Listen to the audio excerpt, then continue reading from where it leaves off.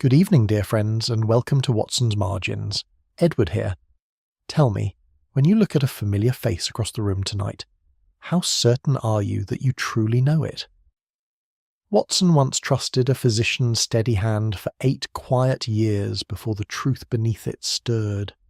Do subscribe so no false record escapes your notice. Now, listen closely. For as Holmes believed, a lie repeated long enough only grows more respectable, never more true. Find us also on the Watson's Margins Spotify channel, link below. Chapter 1. The Respectable Men of Wimpole Street. It was upon a wet and dispiriting evening in November, when the fog lay thick along the Marylebone Road, and the gas lamps burned as pale and useless as candles behind muslin, that I turned my steps once more toward the familiar door of 221B Baker Street. I had been detained at my club by a tedious conversation with a fellow practitioner, and it was well past 9 when Mrs. Hudson admitted me, remarking with the particular note of resignation she reserved for such occasions, that Mr. Holmes had scarcely stirred from his chair since breakfast. I found my friend precisely as she had described him, sunk deep in the cushions of his armchair, his dressing gown drawn about him, and 3 newspapers spread upon his knee, in the attitude of a man who reads, not for information, but for discrepancy. The fire had burned low, and the room was full of the acrid blue smoke of the shag tobacco he kept in the Persian slipper upon the mantel. "Come in, Watson, and shut the door against this abominable weather," said he, without lifting his eyes from the print before him. "You will find the Tantalus at your elbow, and I think you will agree with me when I have finished, that a case which does not exist is very often more instructive than one which does." "A case which does not exist," I repeated, settling myself opposite him, and pouring a modest measure for us both. "Precisely so. Here is the death of Sir Claudius Merivale, the retired judge and noted philanthropist, reported in the Chronicle, the Post, and the Standard, each account differing from the others in no essential particular, and each declaring upon the authority of a coroner's inquest that the gentleman died of natural causes, a failure of the heart, brought on, we are told, by the excitement of good company and a rich claret. There is nothing here, Watson, to trouble the police, nothing to trouble the public, and nothing upon the face of it to trouble me. And yet it troubles you. It does not trouble me so much as it interests me, which is a different matter, and a more dangerous one." He folded the paper with a snap and tossed it to the floor beside its fellows. "Consider the verdict, Watson, not as a conclusion but as a document, for a document is a thing made by human hands and therefore capable of betraying its maker. The coroner records that Sir Claudius died at approximately 10 minutes before 11 o'clock, yet every witness examined at the inquest, the physician, the secretary, the guests at table, testified without exception that the dining-room clock had stopped at 11 precisely, its hands having ceased to move at the very moment as they supposed of their host's collapse. Now, a clock that has stopped can furnish us with exactly one fact, and no more, the hour at which it stopped. It cannot furnish us with a fact 10 minutes earlier, unless someone possessed knowledge of the death independent of the clock, and chose, for reasons of his own, not to rely upon it. I confess that I found this a slender thread, upon which to hang suspicion of anything worse than a coroner's carelessness, and I said as much. "Carelessness is always the first explanation, and very often the correct one," Holmes admitted.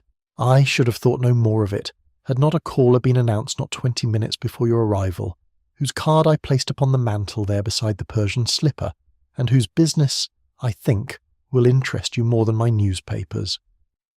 I took up the card. It bore the name of Miss Eleanor Merivale, and beneath it, in a small and careful hand, an address near Regent's Park. "The niece," said I. "The niece, and, I gather from the household of Merivale House, its most composed and dutiful member. She sat where you are sitting now, Watson, and told me a curious thing.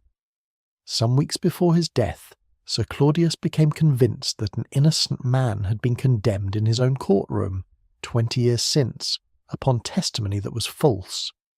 He had begun, in the last months of his life, a quiet and private inquiry into the matter, an inquiry he confided to no one but his niece, and even to her only in fragments. She could tell me no more than that he had grown watchful, that he had begun locking his study of an evening, and that he had received, shortly before he died, a series of letters bearing no signature and containing nothing but a single date. And the household, I asked, for I knew Holmes well enough to understand that he had not summoned me from my fireside merely to admire a coroner's arithmetic.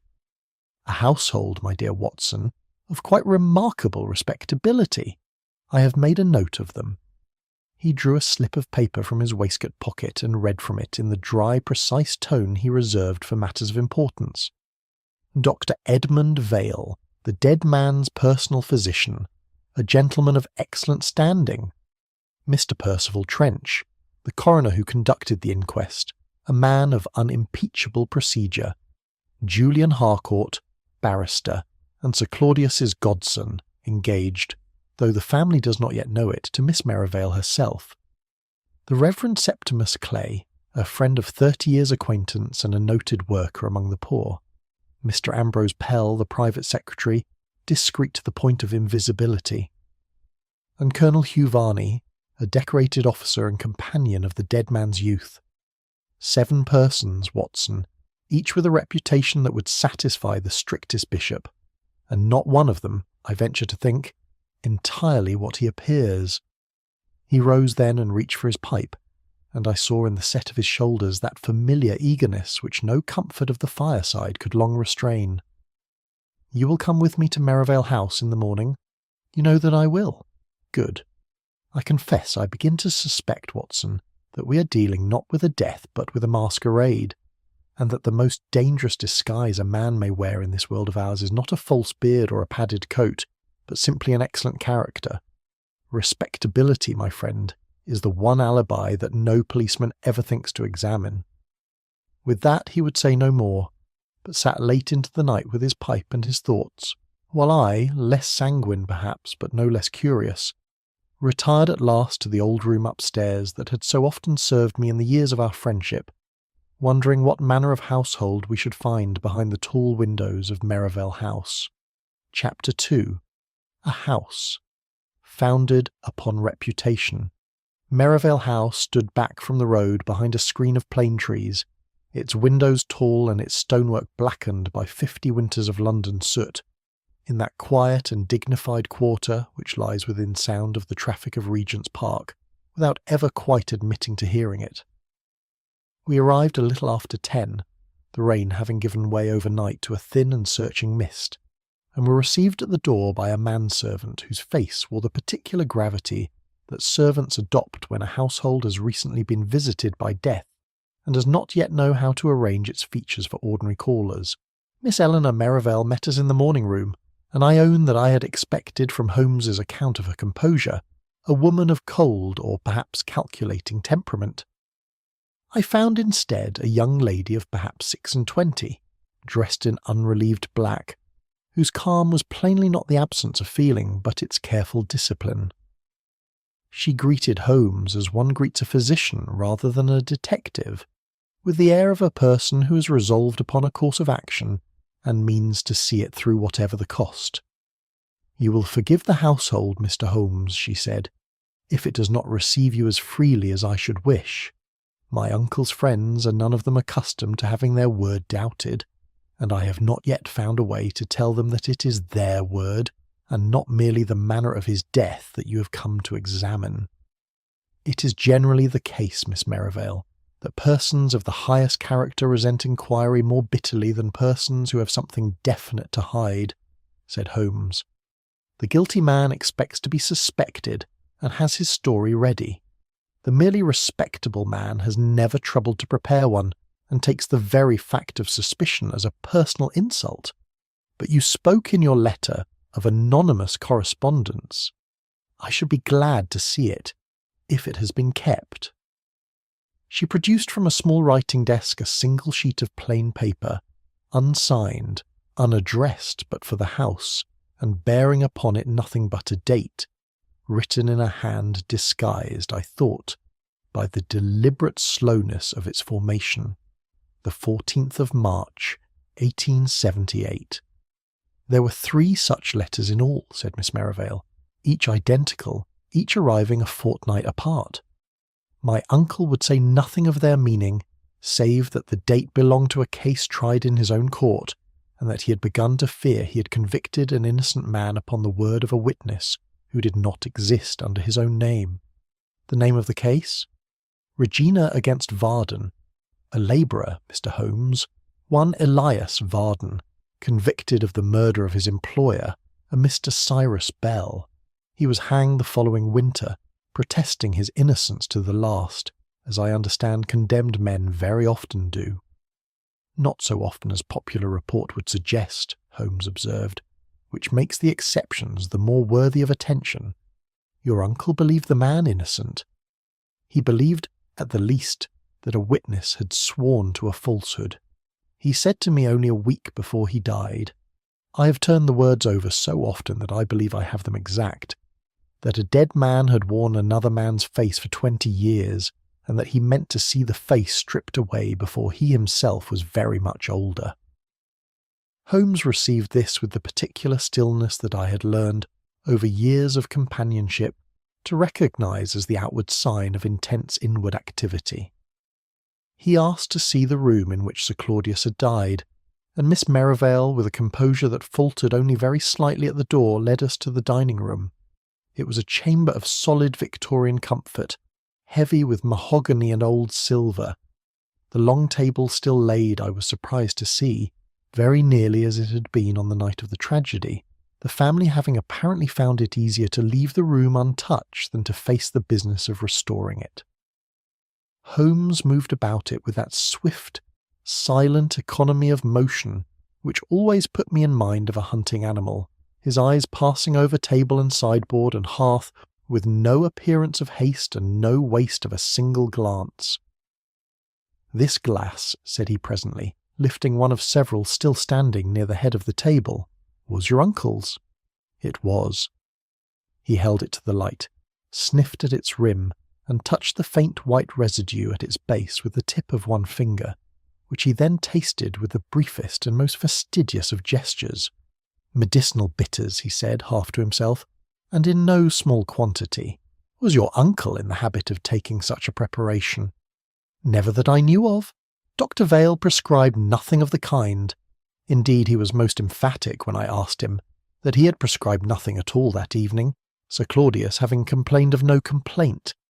Holmes said nothing to this, but I observed him glance toward a chair set somewhat apart from the table, nearer the fireplace than its fellows. "That is Mr. Pell's chair," Miss Merivale explained, following his look. "Though I could not tell you why it stands where it does. It is generally kept beside my uncle's own, that he might take dictation without rising. And this?" Holmes had crossed to the piano, and now drew from beneath it, with something of the air of a conjurer, a small quantity of cigar ash, which he examined narrowly before folding it with great care into an envelope taken from his pocket. "No one smoked at table that evening, Mr. Holmes. My uncle disliked the smell of tobacco during a meal and would not permit it. And yet someone was standing here, close enough to the instrument to let his ash fall beneath it, at some point in the evening when the rule did not apply, or was not thought to apply." He straightened, and his eye fell at last upon the hearthrug, where a faint trail of mud, now dried to a pale ochre dust, led from the door toward the window. He knelt beside it a long moment, and when he rose again there was in his face that particular sharpened brightness which I had come, in 8 years of friendship, to associate with the discovery of a fact worth 20 theories. "Whoever left these marks," said he, "wears an excellent shoe, Miss Merivale, the kind of shoe that costs 3 guineas in Bond Street and is generally the pride of its owner. But it has lately been mended with a heel of the very cheapest sort, such as one might have fitted by a village cobbler for 8 pence, and never in London at all. It is a small contradiction, but I have generally found that a man's feet tell fewer polite lies than his face." He said no more upon the subject, but I observed that he examined before we left the room the coroner's own copy of the signed verdict, which Miss Merivale had procured for him, running his eye down the formal phrases with the close attention of a scholar comparing an uncertain text, and remarking only, as he folded it away, that the law, like the tailor, generally clothed itself in the fashion of an earlier decade than its own. "There is a great deal here, Watson," said he as we regained the street. "That speaks of respectability, and remarkably little that speaks of truth. I begin to think that Sir Claudius Merivale died among people who have spent so long constructing their characters that not one of them any longer remembers which parts were real." Chapter 3. Death After the Verdict. It was not yet 9 o'clock upon the following morning when a messenger from Scotland Yard arrived at Baker Street with a note in Lestrade's own hand, the writing so hurried as to be scarcely legible, summoning Holmes to the chambers of Mr. Percival Trench in Furnival's Inn. I had come down to breakfast to find my friend already dressed and pacing before the window, the note crushed in one hand and his hat in the other. "Trench is dead, Watson," said he without preamble. "Shot through the head in his own chambers, a revolver at his side, and a letter beside the revolver that Lestrade describes, with more excitement than judgment, as a full confession. Get your coat. I do not think we have very much time before the good inspector has drawn his conclusions and closed his notebook."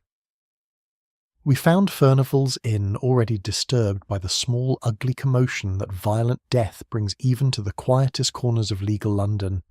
A constable at the outer door and a knot of clerks upon the stair, their faces pale with the particular excitement of men to whom nothing has ever happened. Lestrade met us in the chamber itself, a low room lined with deed boxes and legal calf, in the centre of which the coroner lay fallen from his chair, the revolver near his outstretched hand precisely where convention demands that such instruments should fall. "A bad business, Mr. Holmes, and I'm sorry to say a plain one," said Lestrade, though his tone suggested a man rather pleased than sorry at the plainness. "Read this, and tell me if you have ever seen a confession more complete." He handed across a single sheet, and Holmes read it aloud, in part for my benefit, in a voice from which I could detect no emotion whatever, though I knew him too well to suppose he felt none. The letter, purporting to be from Trench's own hand, confessed that he had accepted a sum of money from Miss Eleanor Merivale to falsify the verdict upon her uncle's death, and went on to allege, with a cruelty of detail that seemed to me quite out of proportion to a document intended merely as confession, that Eleanor had poisoned Sir Claudius after he had threatened to disinherit her upon learning of her secret engagement to Julian Harcourt. "You will arrest her, of course," said Holmes, in a tone so level that Lestrade glanced at him sharply. "I have already sent men to Merivale House. I'm sorry for it, Mr. Holmes, for she seemed a decent young woman when I spoke with her, but a confession is a confession, and this one names names and gives motive besides. It is more than I generally get." "It is a great deal more than you generally get," Holmes agreed, and something in his voice made Lestrade look again, though he could make nothing of it, and turned instead to his notebook. Holmes knelt beside the body a long while, examining the dead man's hands, his collar, the set of his waistcoat, with the close and silent attention I had seen him give to the mud upon the hearthrug at Merivale House, and when he rose he asked, in the mildest of tones, whether any photograph of Mr. Trench existed in the chambers.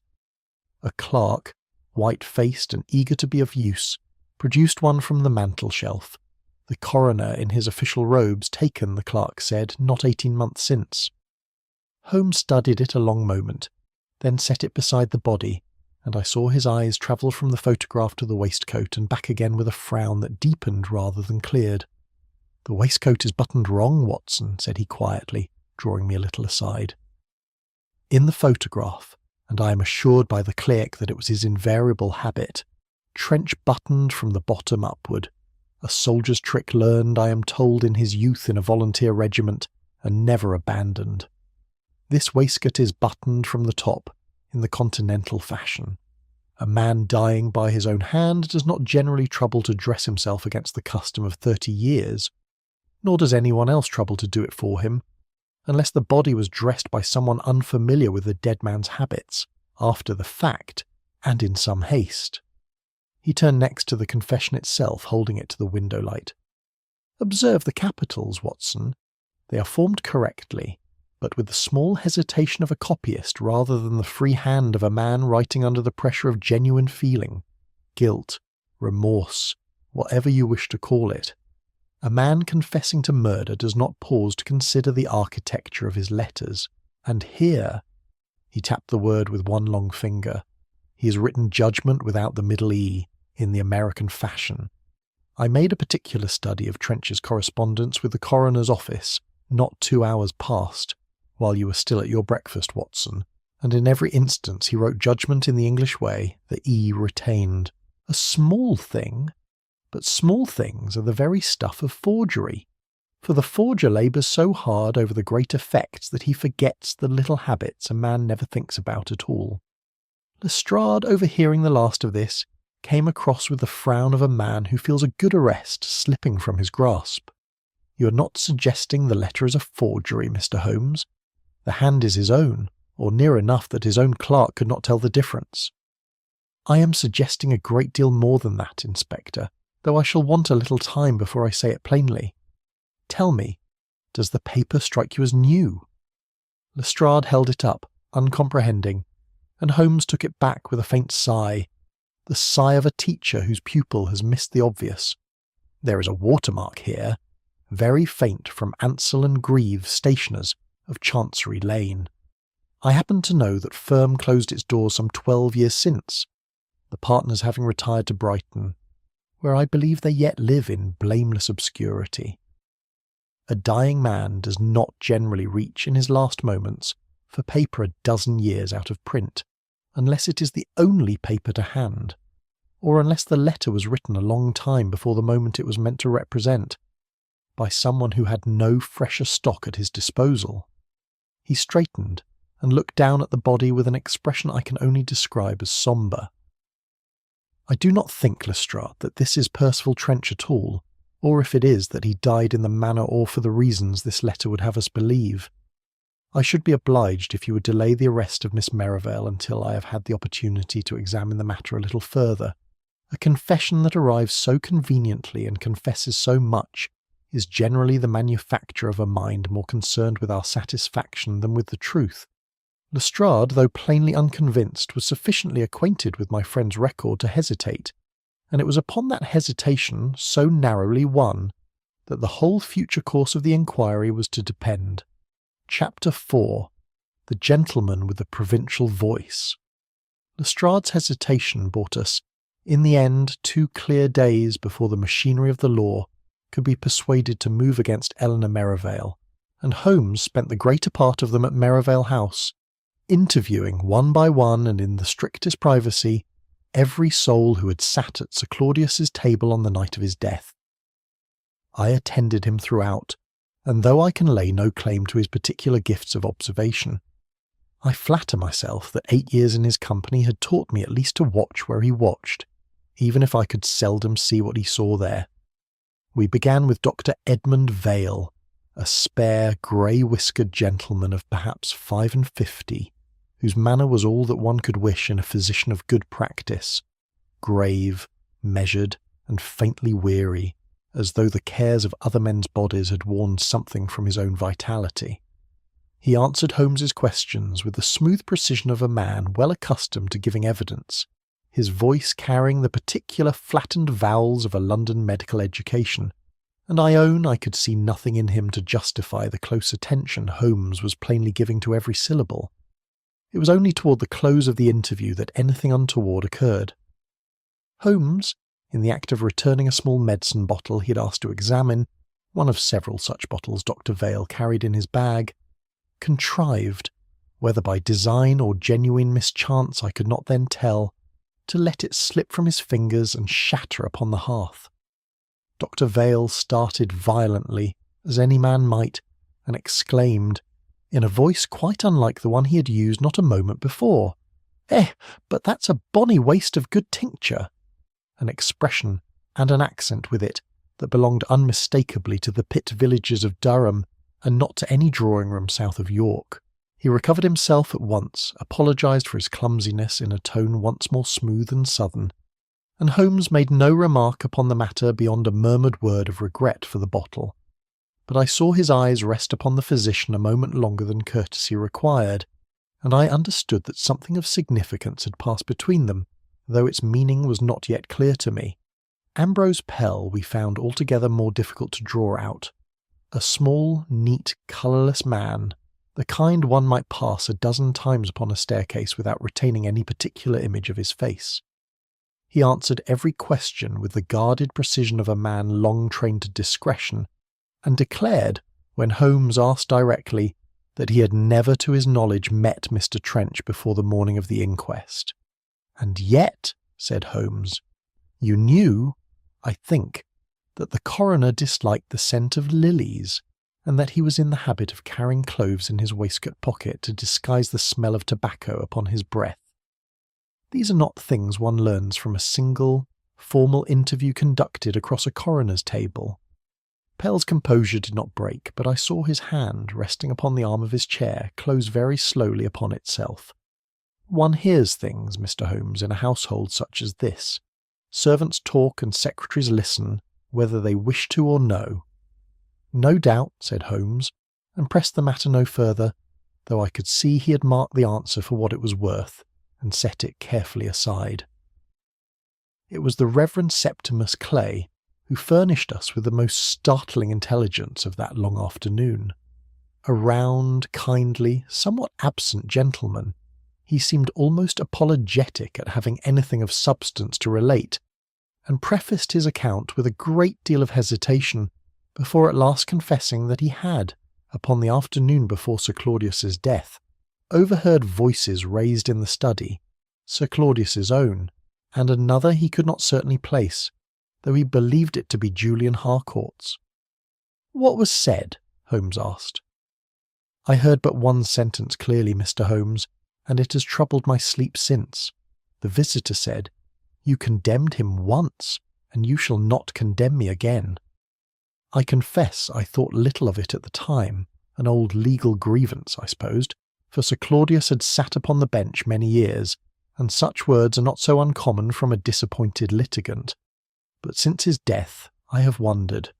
When we taxed Julian Harcourt with this account, his reaction was immediate and violent. He did not deny the quarrel.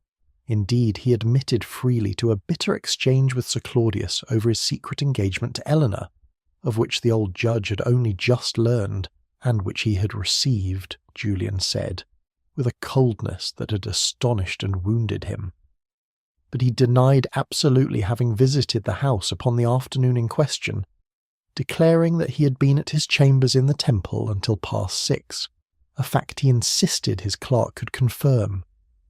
Against this denial, however, stood the evidence of a cabman found by Lestrade's inquiries, who swore to having set down a gentleman answering Harcourt's description within a street of Merivale House that same afternoon, and a glove bearing the initials J.H., discovered by a gardener beneath the hedge that bordered the study window. Holmes examined the glove with care, and I saw at once, even before he spoke, that something in it displeased him. "This glove, Mr. Harcourt, is a full size smaller than your hand would require, unless I am very much mistaken." He held it against Julian's own extended fingers, and the disparity was evident even to my unpractised eye. And the cabman's description, as Lestrade has recorded it, mentions a gentleman who repeatedly touched his moustache while waiting for his fare, a small habit, but a distinctive one. "You wear none, sir, nor, I am informed by your clerk, have you worn one these 5 years past since your call to the bar." "Then the evidence lies," said Julian hotly, "and I am the victim of some deliberate contrivance." "I am inclined to agree with you," Holmes replied, "though I would go further and say that the contrivance is not merely deliberate but theatrical, designed less to convince a careful examiner than to satisfy a hasty one. Your anger, Mr. Harcourt, strikes me as entirely genuine. It is your supposed presence in that garden that I believe to be false.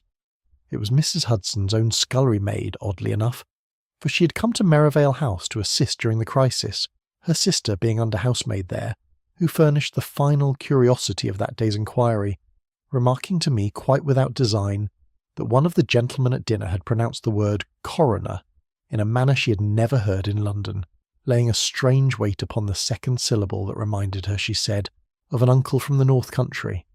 She could not say with certainty which gentleman it had been, her memory of that troubled evening being understandably confused, but the observation lodged itself in my mind, and I could see from his sudden stillness, in Holmes's also, as a fragment that wanted only its proper place to become a piece of evidence of the first importance. Chapter 5. Tears Before a Mirror. Holmes announced upon the third morning that he intended to try an experiment which he had employed upon 2 or 3 occasions in the past with, as he put it, results more instructive than any amount of patient questioning, and I confess that when I learned its nature I entertained some private doubts as to its propriety, though I had long since ceased to voice such doubts aloud, having found them, upon the whole, unprofitable. He caused word to be sent to Merivale House that a missing page from Sir Claudius's private diary had been discovered, concealed, it was said, within the binding of an old ledger, and that Mr. Holmes proposed to read its contents aloud to the assembled household that afternoon, in the presence of Inspector Lestrade. There was, of course, no such page. Holmes had invented it entire upon the theory, as he explained to me in the cab, that a man's face in the moment before an anticipated revelation will very often betray more than his face in the moment of the revelation itself, when he has had time to compose it. We assembled in the drawing-room at 4 o'clock, Eleanor pale but resolute, Julian Harcourt plainly still smarting from the indignity of suspicion, Dr. Vale, grave and attentive, Ambrose Pell seated a little apart as was his habit, the Reverend Clay blinking about him with his usual mild bewilderment, and Colonel Varney, a bluff, weathered soldier of the old school, who had said little throughout the inquiry but had watched a great deal. Holmes stood before them with an envelope in his hand, empty, as I well knew, of anything but a blank half-sheet of paper folded to resemble a document of consequence, and announced, in the level and rather ceremonial tone he could assume when the occasion demanded it, that the missing page had come to light, and that its contents bore directly upon the circumstances of Sir Claudius's death. The effect upon that small company was as various as I have ever observed in a single room. Eleanor grew paler still, but there came into her face, unmistakably, a flicker of hope, as of a woman who believes the truth, whatever its cost to herself, must in the end serve her better than silence. Julian sprang half from his chair and demanded, with characteristic heat, that the page be read aloud then and there, before the whole company, that no man's name might be whispered behind another's back. Colonel Varney's ruddy countenance darkened, and he growled something under his breath about the family name and the impropriety of washing linen before strangers. The Reverend Clay merely looked from one face to another with an expression of gentle confusion, as a man might who has wandered by accident into a quarrel not his own. Ambrose Pell did a curious thing. He did not look toward the envelope at all, but kept his eyes fixed upon Holmes's face throughout, with an intensity that seemed to me, watching him from my place near the door, very nearly a study in itself. The watcher watched, as it were, though I did not then understand the significance of it. But it was Dr. Vale whose reaction most struck me, and I could see most confirmed some suspicion Holmes had already formed. He covered his face with both hands and appeared overcome by an access of grief, his shoulders shaking with what I took at the first instant for the genuine convulsion of sorrow. Yet even as a physician myself, accustomed to the outward signs of true feeling, I became aware, the longer I watched, of something not quite natural in the performance, a certain deliberateness in the rhythm of it, as though the actor, absorbed in his gestures, had forgotten to attend to his breathing, which remained throughout perfectly even, when true weeping, as any doctor will tell you, disorders it entirely. Holmes, after allowing the moment to extend itself just long enough, folded the empty envelope away and announced, with a mildness that must have cost him some effort to maintain, that the page proved upon closer examination to be too damaged for present reading, and that he would communicate its substance to the family at a later time. There was a general and audible release of tension, and the company dispersed with more haste than grace. "Well, Watson," said Holmes, when we were alone once more in the hall, "I think that hour has been well spent, though I dare say Miss Merivale's household will not soon forgive me the imposture. Did you mark Dr. Vale?" His grief seemed to me overdone, now that you press me on it, though I could not have said why at the time.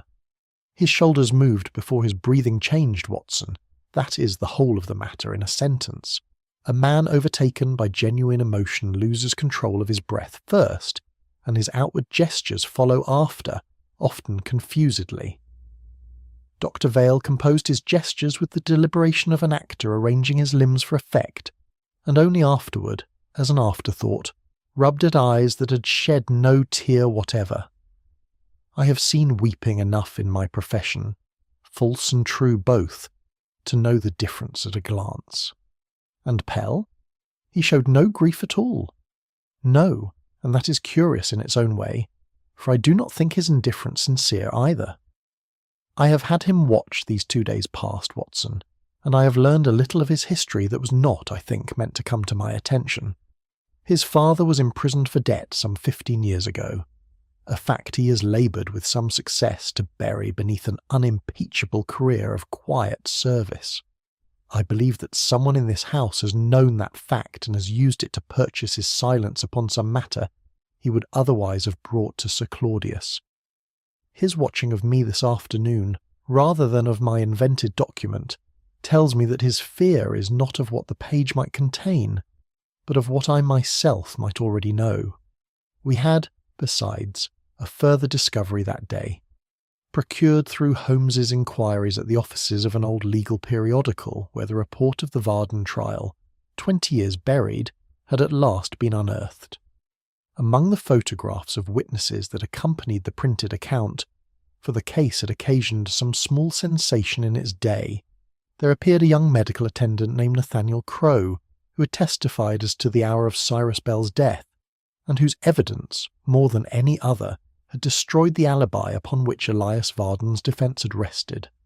Crowe had vanished from all record within a year of the trial's conclusion, and no trace of him had since been found. Holmes laid the photograph upon the table beside a portrait of Dr. Edmund Vale, taken but the previous year for some medical society's annual report, and bade me look from one to the other. I did so, and felt a chill quite unconnected with the November weather outside, for though 20 years and a full beard lay between the two images, the bones of the face beneath, the set of the brow, the particular angle at which the left ear stood a little proud of the head, were, to my eye, unmistakably the same. Chapter 6. The Borrowed Profession. "A resemblance, Watson, is not a proof," said Holmes, when I had recovered sufficiently from my discovery to speak, "though I grant you it is a most excellent beginning to one. We must now discover whether the man who calls himself Edmund Vale is indeed the Edmund Vale whose name he bears, or whether he has, as I begin to suspect, borrowed a dead man's coat to warm a living deception." He spent the better part of the following 2 days upon inquiries that took him, by his own account, to the Royal College of Physicians, to the shipping offices of 2 lines trading with the East, and to a small and dusty club in Pall Mall where retired medical men of a certain generation were accustomed to dine and reminisce. I saw little of him during this time, for he pursued such investigations always alone, holding, not without some justice, that a second man asking questions merely doubled the chance of the questions being remembered and repeated to the wrong ears. He returned upon the evening of the second day in a mood I can only describe as quietly triumphant, though he masked it, as was his habit, beneath a manner of studied composure. The real Edmund Vale, Watson, was born in Newcastle, studied medicine at Edinburgh, and took his degree with some distinction in the year 69. He served some years abroad, chiefly in India and the Levant, and returned to England only 8 years since, to take up practice in London, where his reputation grew steadily, and, so far as I can discover, entirely honestly. But here is the singular thing. Every man who knew him at Edinburgh, and I have found 3 who did, describes him as unmistakably left-handed, a fact confirmed, moreover, by the college's own examination records, which note that he was permitted to sit his practical anatomy examination with instruments arranged for a left-handed candidate, a sufficiently uncommon circumstance that it was minuted at the time.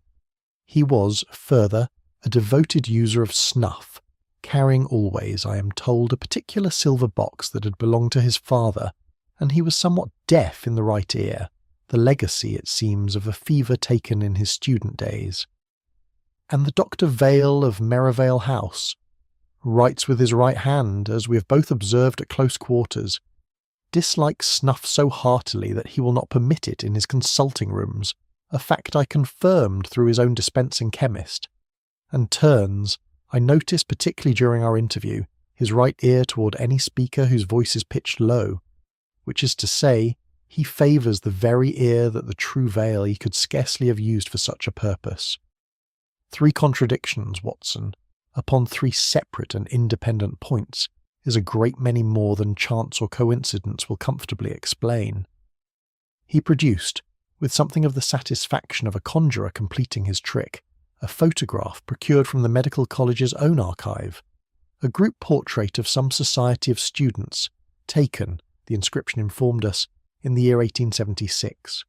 Among the young faces, arranged in the stiff and self-conscious attitude such photographs generally demand, Holmes indicated 2 figures standing near together at the group's edge, the young Edmund Vale, dark-browed and solemn, and beside him, a fair, narrow-faced youth identified in a spidery hand beneath the printer's N. Crow medical attendant. They were of a height, Watson, and their features allow for the different arrangement of hair and whisker, are not so dissimilar as you might suppose, the same breadth of brow, the same set of the jaw. A young man of some cleverness, provided with time, a beard, a pair of spectacles to disguise the eyes, and the patient study of another man's habits, might contrive to wear his face upon the world without exciting more than the ordinary suspicion that any stranger arouses upon first acquaintance. But how could such a substitution ever be accomplished, Holmes? The real Vale did not vanish without trace. He returned to England, established a practice. He did not return, Watson. That is precisely the point upon which the whole structure rests. I have traced the true Edmund Vale's movements so far as the shipping records will allow, and I find that he sailed from Bombay in the spring of the year our impostor first appears in London, but that no record exists of his having landed at any English port. The company's agent at Bombay recalls, upon my inquiry, that Vale had taken as travelling companion, for the last stage of his journey, a fellow countryman met at his hotel, a Mr. Crow, as it happens, who had represented himself as an old acquaintance from student days, fallen upon hard times and grateful for the passage money Vale had advanced him. I own that I felt, as Holmes unfolded this history, a chill quite separate from any I had experienced in the mere reading of a coroner's report. You believe Crow murdered him? I believe it exceedingly probable, though I have as yet no proof beyond probability, which is a coin, Watson, that no court in England will accept as currency. What I can say with more confidence is that a man answering to Vale's description died abroad of a fever, so the local record states, some weeks before our present Dr. Vale first appeared in London. His papers, his qualifications, and his father's own account books, procured no doubt at leisure and at his convenience in perfect order. He turned then to a further piece of evidence, which he laid before me with the air of a man completing a chain rather than merely adding to it. It was the muddy footprint we had examined together at Merivale House, or rather a careful tracing of it, which Holmes had taken upon a sheet of tissue paper before the household could think to have the rug cleaned. The heel, Watson, mended so cheaply and so recently, was repaired. I have now confirmed by the simple expedient of showing the tracing to 3 several cobblers, in a manner peculiar to a small district of villages outside Durham, a manner of stitching not taught in London, nor indeed anywhere south of the Trent. Nathaniel Crow, according to the record of the Varden trial, was born and raised in just such a village, the son of a colliery clerk. A gentleman may change his coat, his whiskers, and even, with sufficient discipline, the greater part of his speech. But when he is startled, or angered, or made suddenly afraid, Watson, the old voice of his childhood, has a way of returning to him quite without his leave. As we ourselves observed, when a bottle of medicine broke upon a hearth and a London physician spoke, for one unguarded instant, in the accent of a Durham pit village. He rose and stood a while before the fire, his hands clasped behind him in the attitude I knew so well from 100 such evenings. "I believe, Watson, that Nathaniel Crowe stole a dead man's name to build himself a living, and that he built it well and honestly enough once built to deceive an entire profession for 8 years. But Sir Claudius Merivale, who had once looked upon the face of the young medical attendant across his own courtroom, and who possessed, besides, a judge's trained memory for faces once seen under oath, began at last to look upon Dr. Vale and see, beneath the beard and the spectacles and the borrowed accent, the ghost of a witness he had never quite forgotten. That recognition, unless I am very much mistaken, is what killed him." Chapter 7. The Dead Coroner's Return. We had scarcely settled to a late breakfast upon the 4th morning of the inquiry when Lestrade arrived at Baker Street in a state of agitation, such as I had rarely seen in that generally imperturbable officer, his hat askew and his notebook for once left forgotten in his pocket. "You had better come at once, Mr. Holmes," said he, before he had well crossed the threshold. "Percival Trench is alive. He walked into the yard not an hour since upon his own 2 legs, and gave an account of himself that turns the whole affair upon its head." Holmes set down his coffee with a deliberation that told me he was very far from as astonished as I felt myself, and asked only, "And the body in his chambers?" "That is the very question I put to him, and he answered it readily enough. He says he was set upon and abducted in the street, some days before the inquest ever sat, by men in the employ of Ambrose Pell, and held prisoner in a warehouse near the river, while an actor, hired for the purpose, took his place at the inquest and issued the false verdict. He says the body found in his chambers was this same actor, done away with once his part was played, and dressed in Trench's own clothes to complete the imposture." "A most complete and circumstantial account," said Holmes. "Shall we go and hear it from the gentleman himself?" We found Percival Trench seated in an inner room at Scotland Yard, a cup of tea untouched before him, and I confess that upon first sight of him, I could discover nothing in his appearance to contradict his story. He was a spare, official-looking man of perhaps 50, his dress correct, his manner subdued by what he described convincingly enough as the ordeal of his confinement. He told his tale with a wealth of small, circumstantial detail, the number of the warehouse, the character of his jailers, the food he had been given, that seemed, upon the surface, exactly the sort of detail an innocent man rescued from genuine peril would naturally recall. He recognised, moreover, 2 clerks who were brought in to identify him, greeting each by name and inquiring after matters of Chambers business with an easy familiarity that plainly satisfied both Lestrade and the clerks themselves.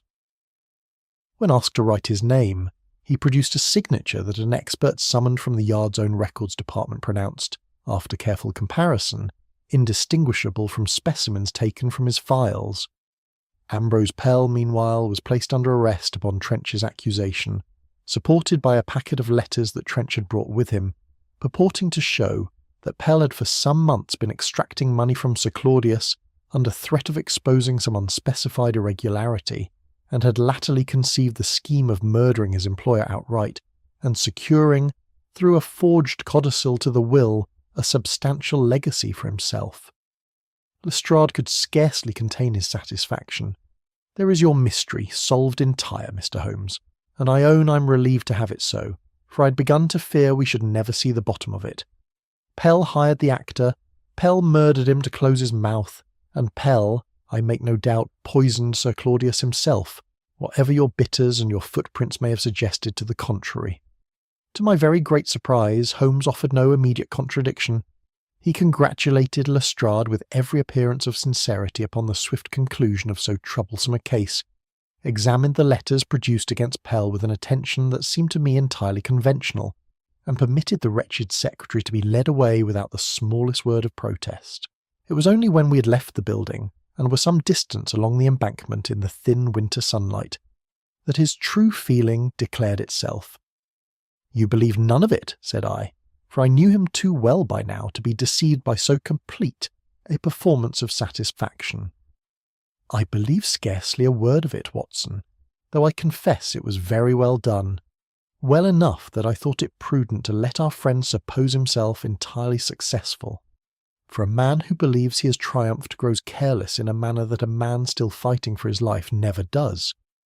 Did you observe how he shook my hand upon leaving? He gave you his left hand. I supposed some old injury. He offered an old injury to the right, sustained, he said, during his confinement, when one of his jailers struck him across the wrist with an iron bar. It is a plausible enough tale, and told with a wince at exactly the right moment. But I have made some study these past days of Trench's public appearances. There is a photograph in last year's law journal that shows him taking the coroner's oath at a previous inquest, pen in hand, and the hand is unmistakably the right. Every newspaper account I have found describes him signing documents, shaking hands with witnesses, adjusting his spectacles, always with the same hand. A man does not commonly change the hand of 30 years' habit merely because another hand has lately been bruised. He learns at most an awkward and temporary substitute, and does not offer it with the smooth confidence I observed this morning. It might yet be true, Holmes. Injuries do sometimes. It might, he agreed, and I should not press the point so far upon that evidence alone as to call the man a liar to his face. But there is a second matter, Watson, that I think admits of no such generous interpretation. You will recall that as we took our leave, he addressed you by name. He called me Dr. Watson of Kensington, said I, the phrase returning to me now with a small, unpleasant shock of recollection. I thought nothing of it at the time. I have lived in Kensington, after all, since my marriage. You have. But the phrase itself, Watson, Dr. Watson of Kensington, is not one I have ever heard used by an acquaintance in the ordinary course of conversation. It appears, so far as I am aware, in exactly one place, a paragraph in the Hampshire Chronicle, of all obscure and unlikely papers, printed some 3 years since, in an account of the affair I believe you once related under the title of the Copper Beeches. I chanced to read it at the time, for the reporter had got several of the facts wrong in a manner that amused me, and I recall the phrase distinctly because I remarked upon it to you then. It is not a form of words that the real Percival Trench, who has met you upon perhaps 2 occasions in the whole course of his acquaintance, and always simply as Dr. Watson, would have had the smallest reason to know, still less to use in casual greeting.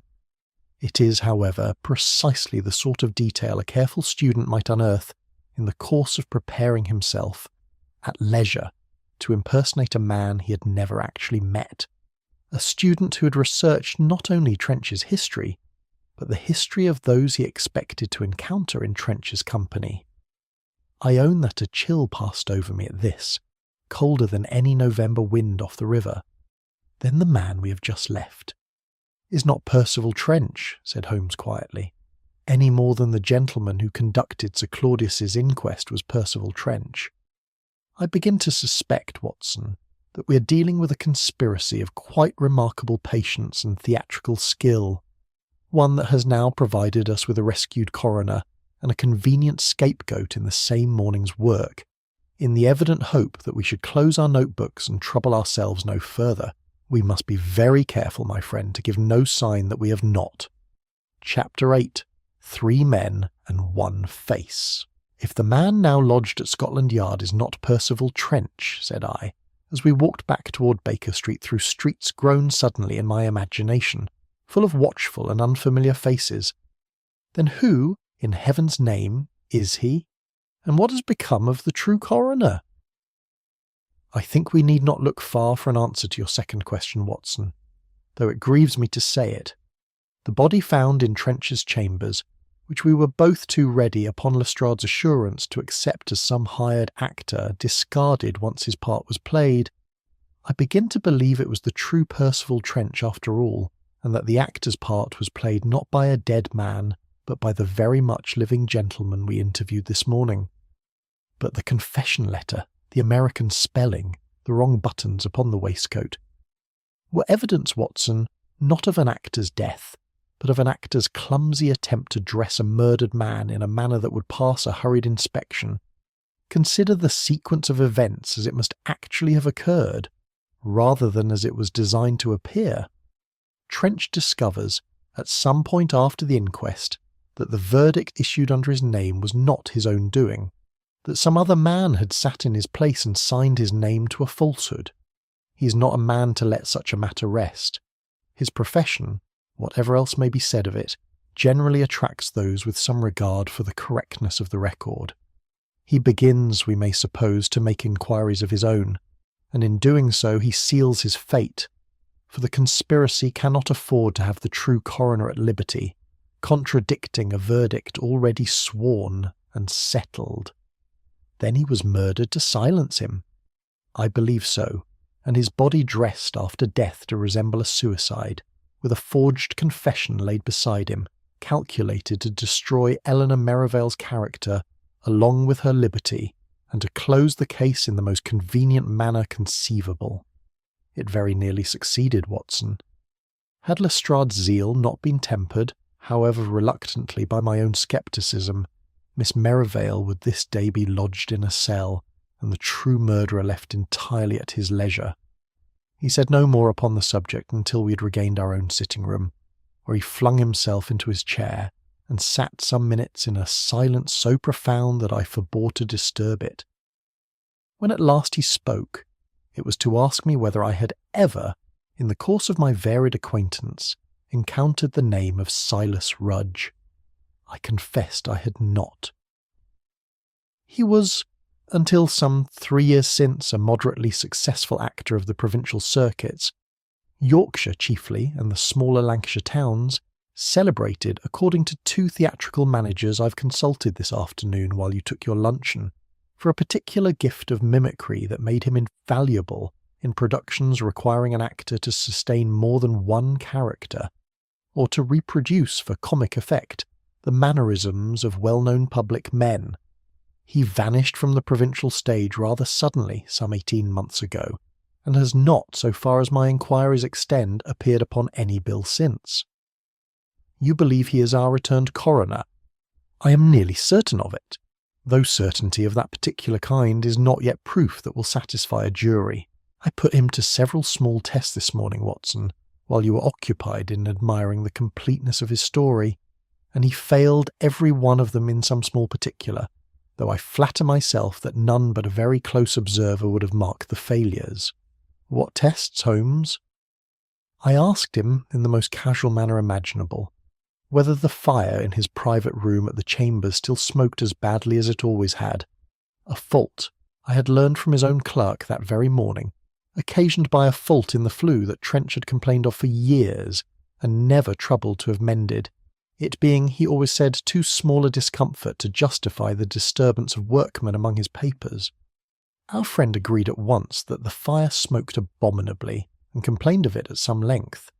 But the clerk had told me also that the flue had been repaired the previous winter, the fault having grown at last intolerable, and that Trench himself had remarked with some satisfaction, not a month since, upon how clear the room now burned. A true Trench would have known his own hearth had been mended. This one did not. A small thing, I ventured, but damning enough, I grant you, once explained.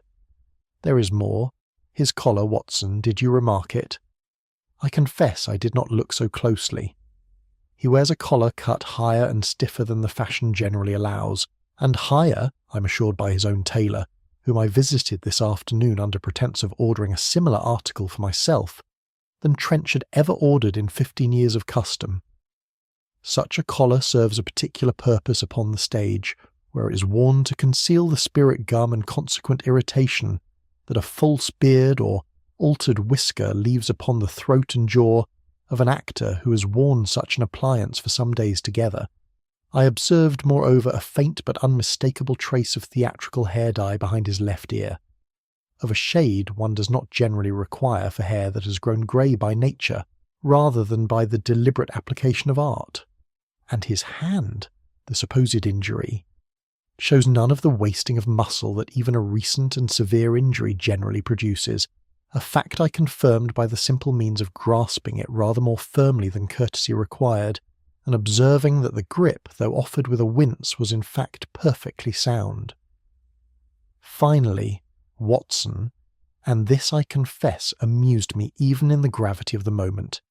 He quoted to Lestrade, in the course of describing his supposed ordeal, a legal maxim in words that are not the words of the law at all, but the words of a popular melodrama once produced, I have since confirmed, at a theatre in Leeds where Silas Rudge played for the better part of a season.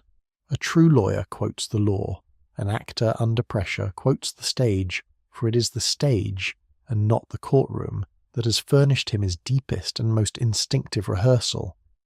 He rose and crossed to the window, looking down upon the darkening street with an expression I had come to recognise as belonging not to triumph, but to the grim satisfaction of a hunter who has at last found the trail true, whatever dangers it might yet hold. There remains one further thread, Watson, which I have been following these 2 days past without troubling you with its details, since it was not yet ripe for the telling.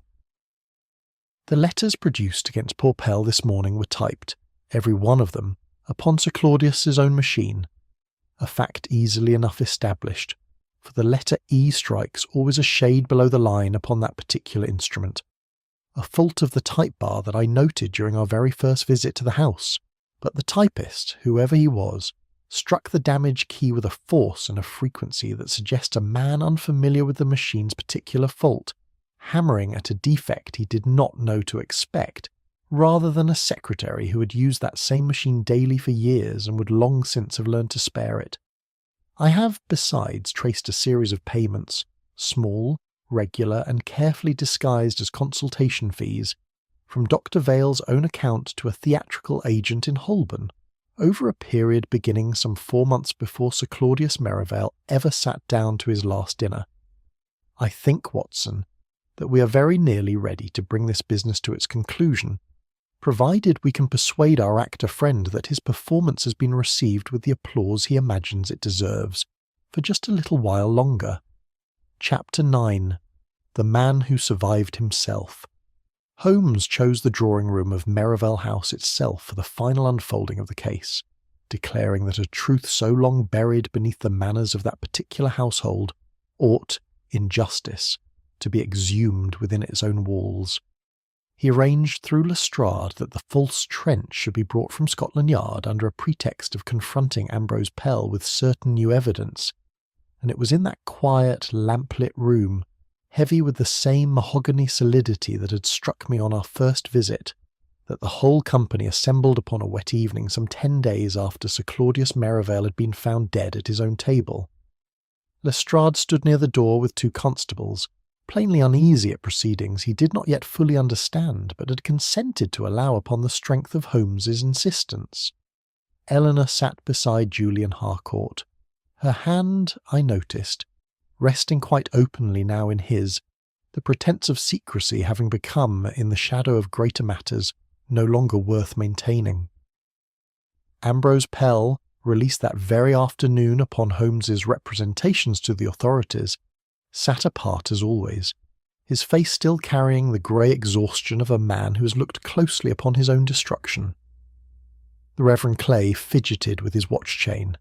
Colonel Varney stood before the cold hearth, with the fixed, soldierly composure of a man determined to see an unpleasant duty through to its end, and Dr. Edmund Vale, summoned like the rest, occupied a chair near the window, his professional calm, I thought, drawn a little more tightly about him than was his ordinary habit.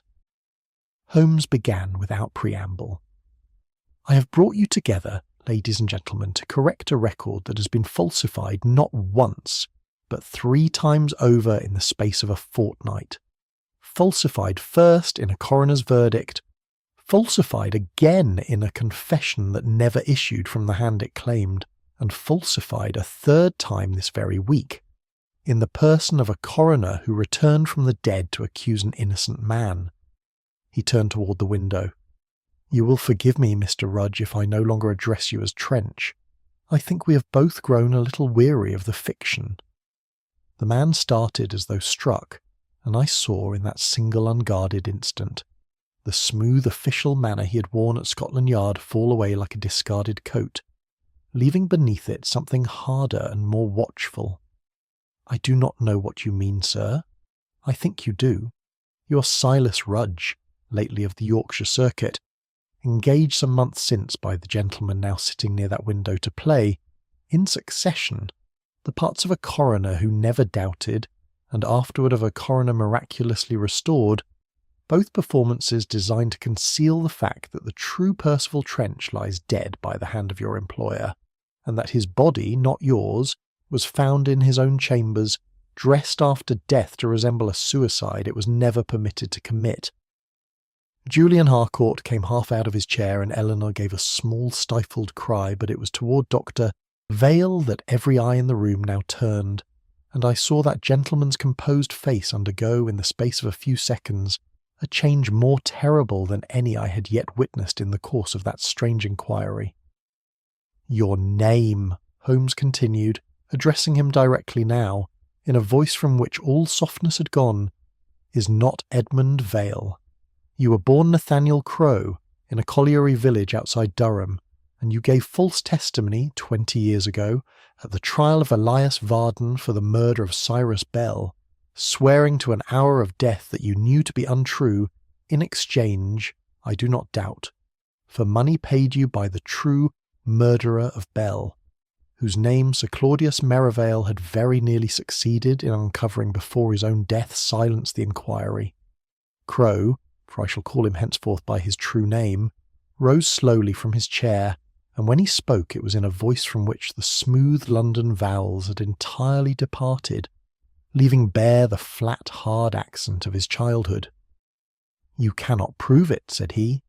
20 years is a long while, Mr. Holmes, for a man to build himself a new life upon the ruin of an old one. I can prove a very great deal of it, and what I cannot yet prove, a jury will find easy enough to believe once the rest is laid before them. You met the true Edmund Vale abroad, some 8 years since, and finding in him a man of your own age and stature, whose family was scattered and whose acquaintance in England had grown thin through long absence, you saw in his misfortune, for he was, I believe, in poor health and poorer circumstances when you found him, an opportunity you could not resist.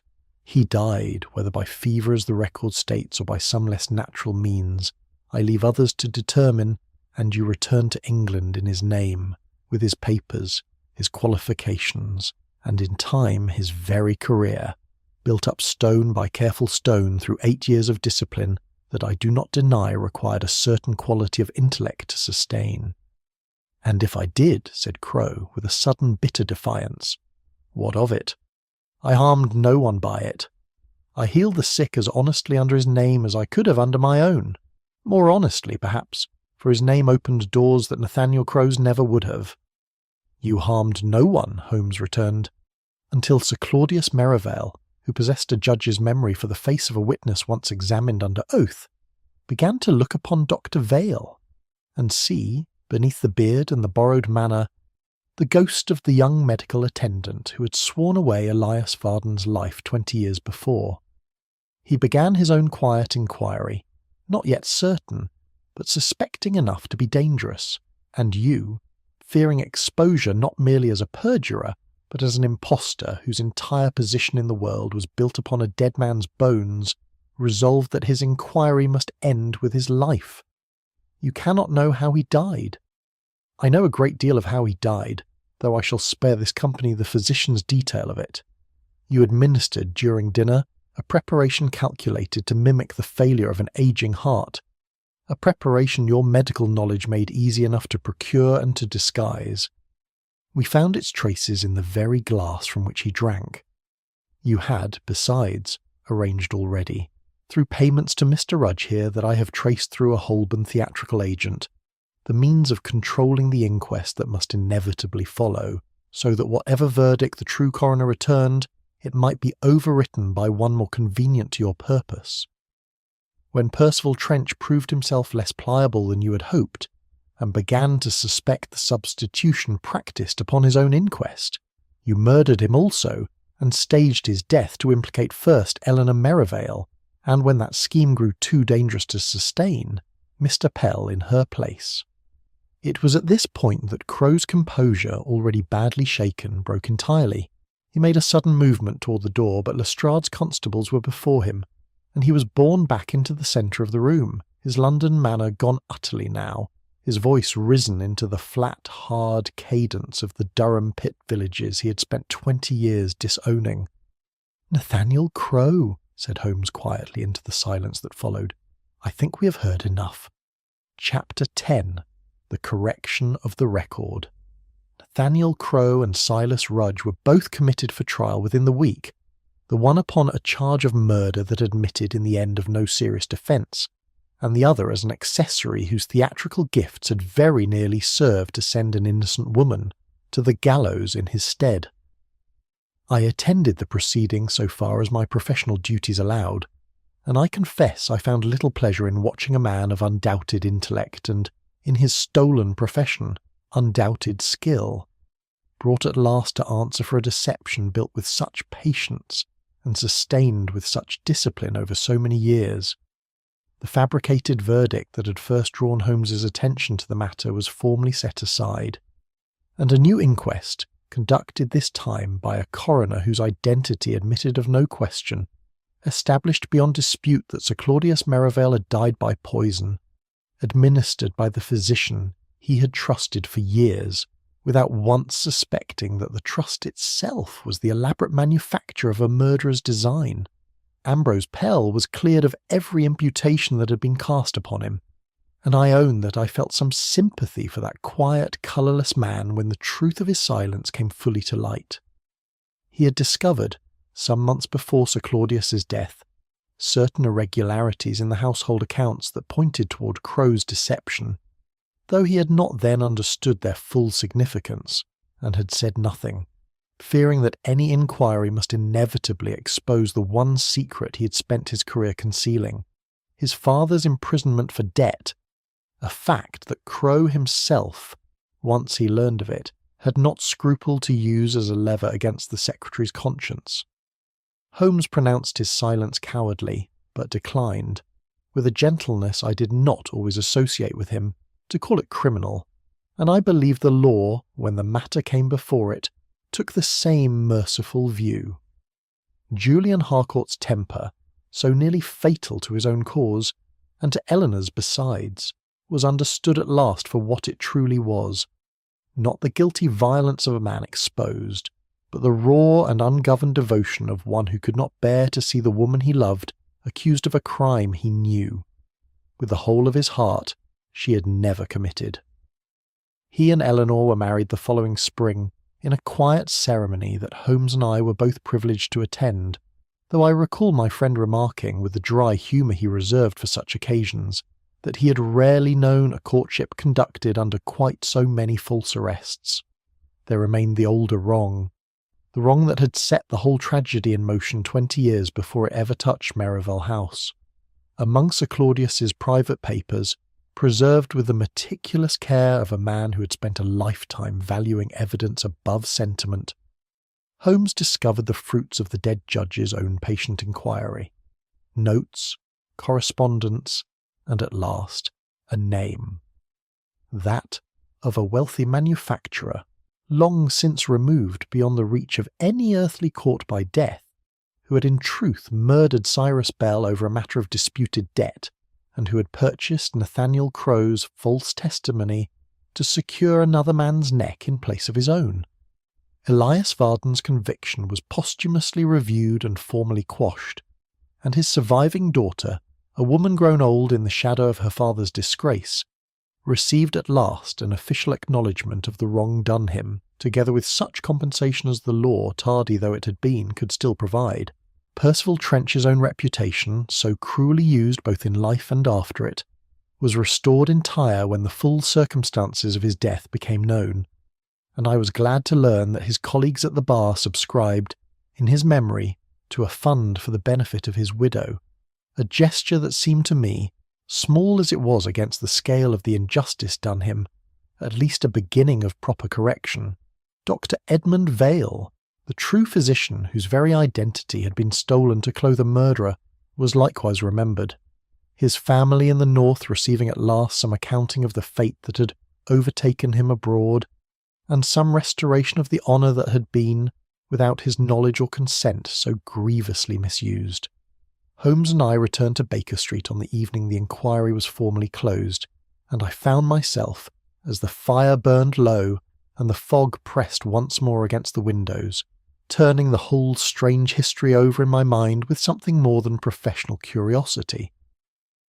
"It is a curious thing, Holmes," said I at last, "that a man may build so complete a life upon so false a foundation and sustain it for 8 years together, deceiving physicians and patients and colleagues alike, and yet be brought down in the end not by any grand exposure, but by a handful of small and almost trivial habits, a hand that favoured the wrong ear, a dislike of snuff, an accent that returned to him unbidden when he was startled. It is not curious at all, Watson, when you consider the matter rightly," Holmes replied, settling deeper into his chair and reaching for the pipe he kept always within reach of that particular corner. "A man may disguise his face, his history, his very name, and sustain the disguise through discipline and intelligence for as long as he is permitted to choose his own moments. But he cannot disguise with equal success the 1,000 small responses that lie beneath conscious thought altogether, the ear that turns toward a whisper, the hand that reaches instinctively for a pen, the vowel that broadens under sudden fear. These are not manners, Watson, to be learned and unlearned at will. They are the sediment of a lifetime, laid down long before the disguise was ever conceived, and no art of imitation, however patient, can dissolve what 20 years of childhood have set so firmly in the bone." He was silent a while, drawing upon his pipe, and when he spoke again it was in the graver tone he reserved for those moments when the philosophy of a case interested him more than its mechanics. "I think, Watson, that the true lesson of this affair lies less in the cleverness of the deception than in the ease with which it was believed. Crowe did not merely alter his face. He constructed, stone by patient stone, an entire edifice of respectability, qualifications, manners, clothing, the trust that society extends without examination to a man who wears the correct coat and speaks in the correct accent, and that edifice served him better and longer than any mask of paint and false hair could ever have done. A falsehood repeated for 20 years does not become the truth, Watson. Whatever the world may be inclined to suppose, it merely becomes respectable, and respectability, when it's accepted without question, is very often the most effective disguise that a criminal can wear. The fire had burned to embers by the time he finished speaking, and I sat some while longer in the comfortable silence of that familiar room, reflecting, not for the first time in our long association, upon how narrow a margin had separated an innocent woman from the gallows, and how much of that margin had been supplied by nothing more than my friend's stubborn refusal to accept a convenient answer merely because it was convenient. It is a lesson, I think, that the world at large would do well to remember rather oftener than it does.